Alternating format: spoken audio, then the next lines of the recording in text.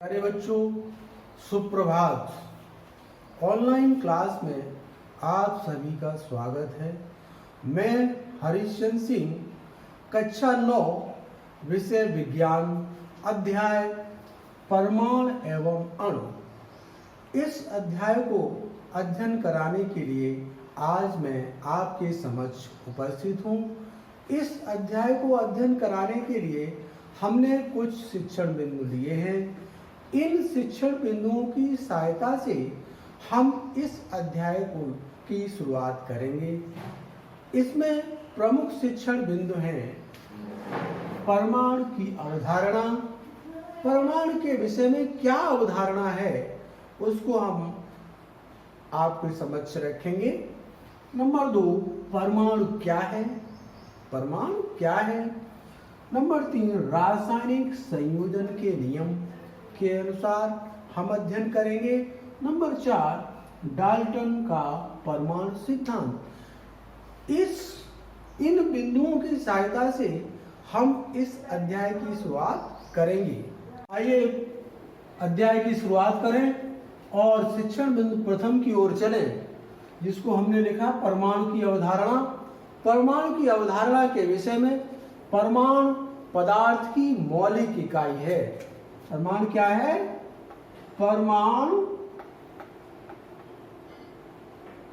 पदार्थ की मौलिक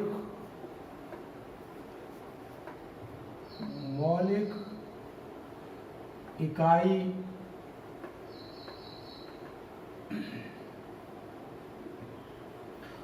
परमाणु पदार्थ की मौलिक इकाई है, अर्थात किसी भी पदार्थ को बनाने में परमाणु के द्वारा ही संभव है। अर्थात हमने पदार्थ लिया है। पदार्थ क्या होता है? पदार्थ के लिए हम पिछले अध्याय की ओर चलते हैं। पदार्थ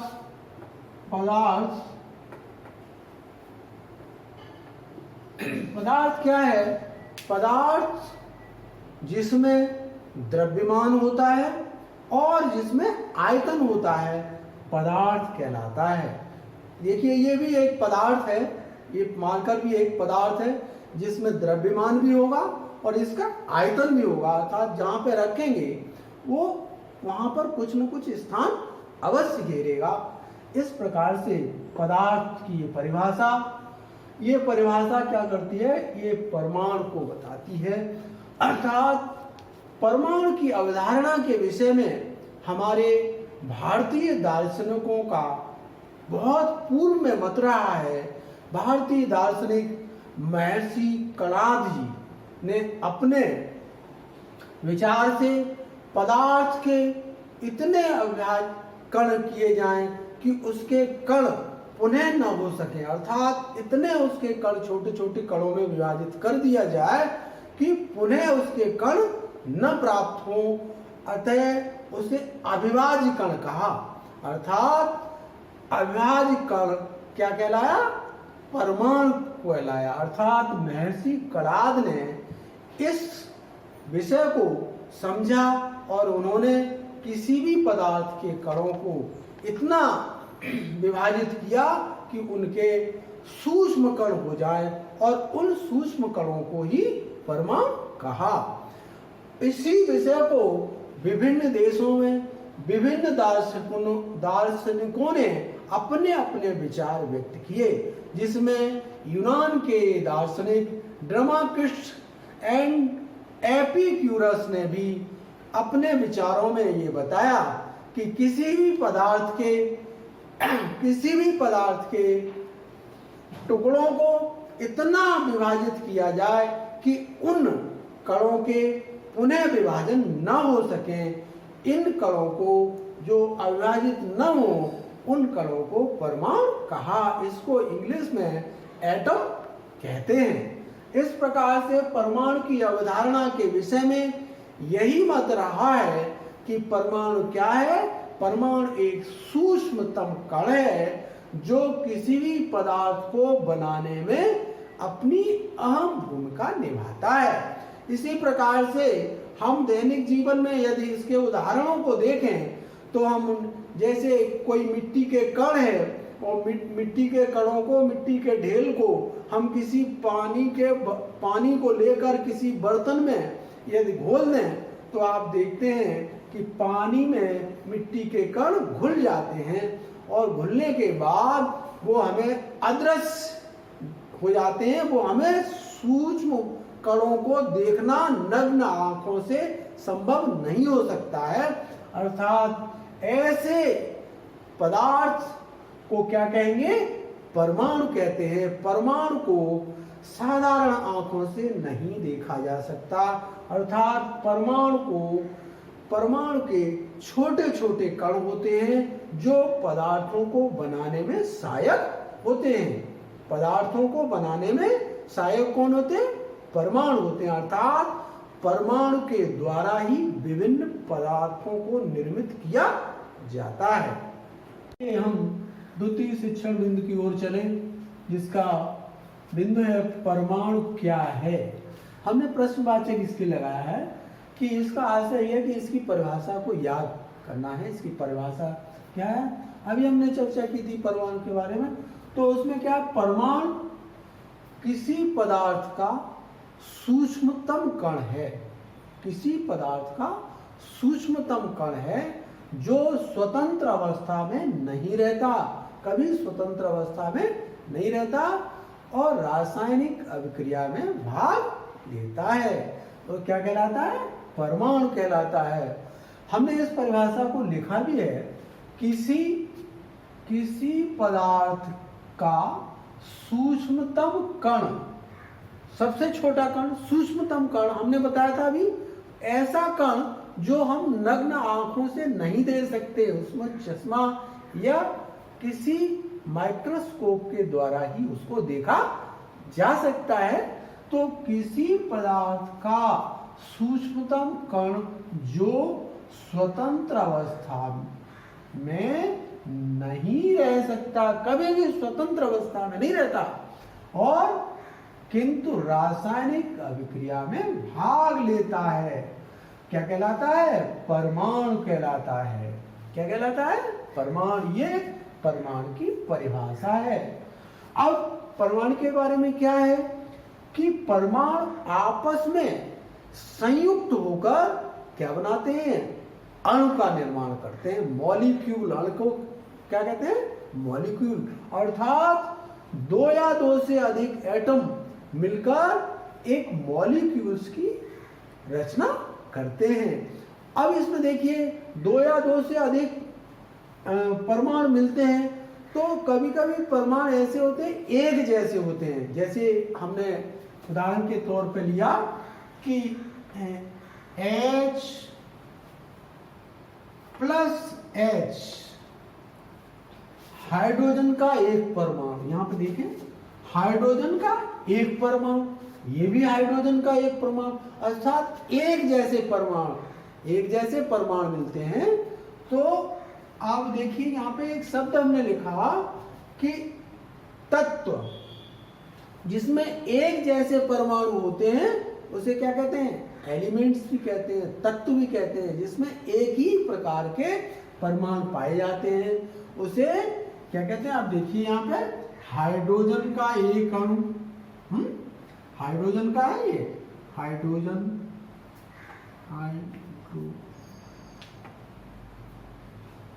कितने परमाणु हैं हाइड्रोजन के? तो यहाँ पे परमाणु एक है, आप देख रहे हैं, हाइड्रोजन का एक परमाणु है।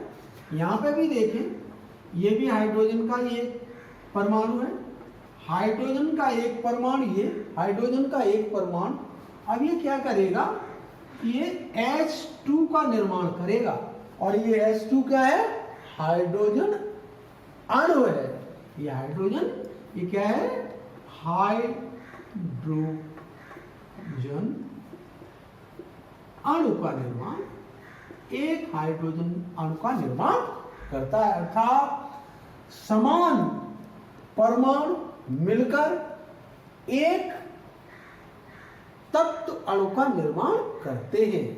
ध्यान दें, समान परमाणु मिलकर एक तत्व अणु का निर्माण करते हैं। जैसा कि हमने यहाँ दिखाया, समान इसलिए हाइड्रोजन का एक अणु परमाणु है, हाइड्रोजन का एक परमाणु है, ये भी हाइड्रोजन का एक परमाणु, दोनों कैसे हैं, दोनों के सेम गुण हैं, सेम है। और ये क्या करते हैं, हाइड्रोजन का एक अणु, एक मॉलिक्यूल्स का निर्माण करते हैं। इसी प्रकार से हम देखें दूसरा नंबर 2, यहां पे हमने लिया है हाइड्रोजन, ये देखें हाइड्रोजन का एक अणु प्लस क्लोरीन का एक परमाणु, ये क्लोरीन कहलाता है, क्लोरीन है, और ये हाइड्रोजन है, हाइड्रोजन का एक परमाणु यहां, और ये क्लोरीन का एक परमाणु।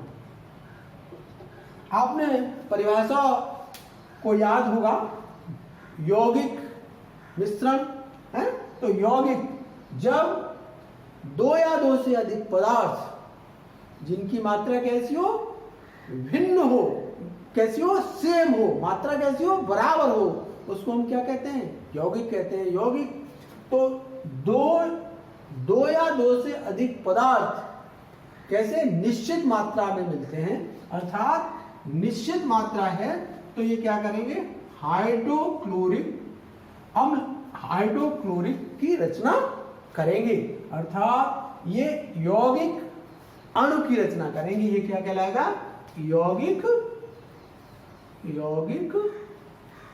अणु, ये यौगिक अणु, अर्थात दो परमाणु जो भिन्न भिन्न हो उनसे एक यौगिक अणु की रचना होती है। अब आपने दो हमने बता दिए, एक तो समान हो तो समान तत्व होते हैं, उनकी अणु की रचना होती है, और इसमें विषम है तो यौगिक अणु की रचना होती है। इस प्रकार से आप देख रहे हैं परमाणु क्या है, परमाणु पदार्थ की मौलिक इकाई है जिससे पदार्थ का निर्माण होता है, अर्थात दो या दो से अधिक परमाणु आपस में संयुक्त होकर एक अणु की रचना करते हैं। यहाँ पे आप पुनः परिभाषा को एक बार देखें, परमाणु क्या है, किसी पदार्थ का सूक्ष्मतम कण जो वातावरण में स्वतंत्र अवस्था में नहीं रहता और रासायनिक अभिक्रिया में भाग लेता है, क्या कहलाता है, परमाणु कहलाता है। परमाणु आपस में संयुक्त होकर क्या करते हैं, एक अणु की रचना करते हैं। अब समान अणु है तो समान अणु को क्या कहेंगे, तत्व अणु कहेंगे, तत्व अणु की रचना करेगा, जैसा कि ये है समान परमाणु मिलकर एक तत्व अणु की रचना करेगा।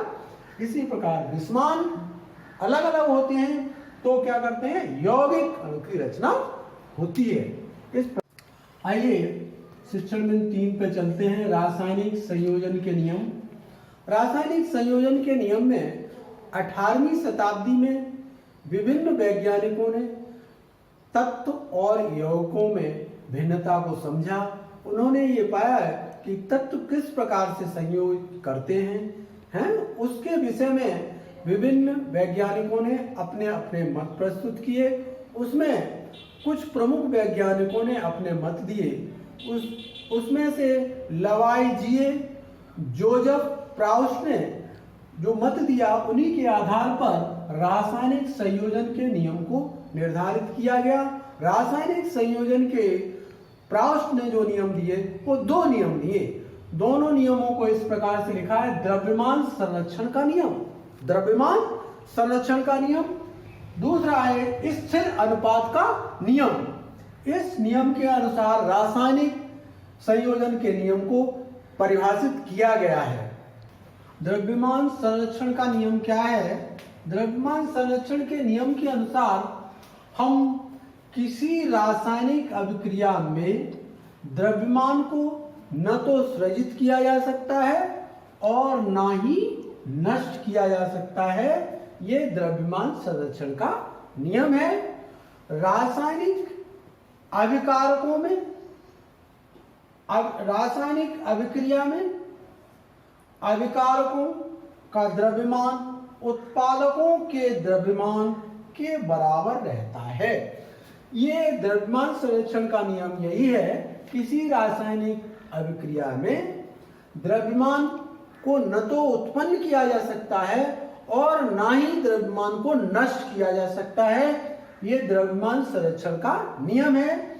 हमने नीचे रासायनिक अभिक्रिया को दिया है। रासायनिक अभिक्रिया में अभिकारकों, अब देखिए अभिकारकों में रासायनिक एक समीकरण, छोटा सा समीकरण प्रदर्शित करता हूं, लिखता हूं C plus O2 is equal to CO2। ये हमने, ये क्या कहलाता है? अभिकारक कहलाता है। क्या कहलाता है? अभिकारक। और ये कहलाता उत्पादक। अब यहाँ पे रासायनिक अभिक्रिया में न तो द्रव्यमान को बढ़ाया जा सकता है और न यहाँ उत्पादक में घटाया जा सकता है। देखिए यहाँ पे द्रव्यमान को देखें, C का परमाणु भार होता है 12 प्लस और 16 इंटू 2 इजिकल टू, यहाँ पे देखें 12 प्लस 32 इजिकल टू कितना होगा? 44। अर्थात ये अभिकारक है, इसका द्रव्यमान कितना आया? 44 आया। अब उत्पादक में देखिए द्रव्यमान कितना आता है? C का है 12 plus 16 into 2 is equal to कितना? 12 प्लस 32 इज इक्वल टू कितना होगा? 44। यहाँ पे आप देख रहे हैं द्रव्यमान को कैसे देख रहे हैं? यहाँ द्रव्यमान 44 है, यहाँ भी द्रव्यमान 44 है। अर्थात रासायनिक अभिक्रिया में अभिकारकों का द्रव्यमान कितना है? 44 है। तथा उत्पादकों, ये उत्पाद है, ये उत्पन्न होकर आया है, इसका द्रव्यमान कैसा देख रहे हैं आप? बराबर देख रहे हैं। द्रव्यमान संरक्षण का यही नियम है। ये संयोजन का द्वितीय नियम है स्थिर अनुपात का नियम। स्थिर का आप अर्थ समझते हो, जिसका चलन न हो, आगे न बढ़े, निश्चित हो। स्थिर माने निश्चितता हो। स्थिर अनुपात का नियम क्या है? किसी भी यौगिक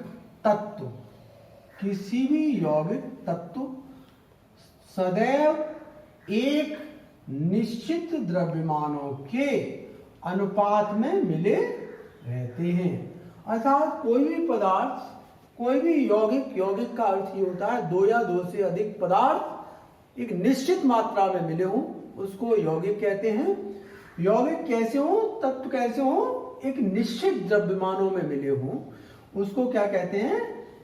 स्थिर अनुपात का नियम कहते हैं। फिर से देख लें, किसी भी यौगिक तत्व सदैव एक निश्चित द्रव्यमानों के अनुपात में मिले रहते हैं, इसे स्थिर अनुपात का नियम कहते हैं, स्थिर अनुपात कहते हैं। अब जैसे यौगिक, हमने एक यौगिक लिया जल, क्या लिया? जल, H2O, जल को लिया। तो जल में आप देखें ये दो पदार्थ हैं, एक है हाइड्रोजन और एक है ऑक्सीजन। हाइड्रोजन और ऑक्सीजन दोनों के द्रव्यमानों में एक निश्चित अनुपात होता है, और वो निश्चित अनुपात कितना होता है? वो होता है 1:8।